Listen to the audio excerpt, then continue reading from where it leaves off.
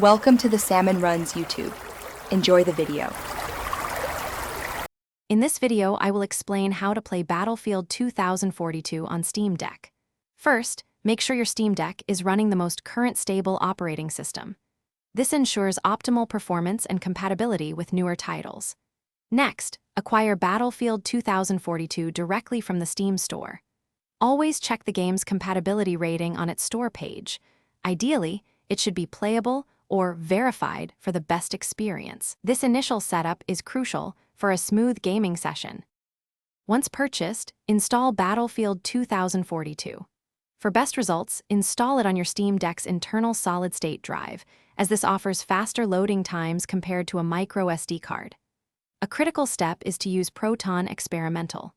To enable this, go to the game in your Steam library, select Properties, then Compatibility, and check Force the use of a specific Steam Play compatibility tool, choosing Proton Experimental from the drop-down menu.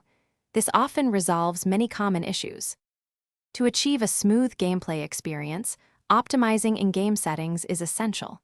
Start by setting most graphical options to low or medium. This significantly reduces the load on the Steam Deck's hardware. Crucially, disable ray tracing entirely and lower texture quality. These two adjustments alone can provide a substantial boost in frame rate. Aim for a frame rate limit of 60 frames per second for a balanced visual and performance outcome, ensuring consistent gameplay. Mastering the controls is key to enjoying Battlefield 2042 on your Steam Deck. Take time to customize your controller layout to suit your playstyle, assigning frequently used actions to easily accessible buttons.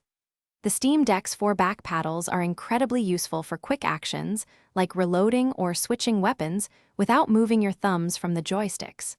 For a more competitive edge, especially in first-person shooters, consider connecting an external mouse and keyboard.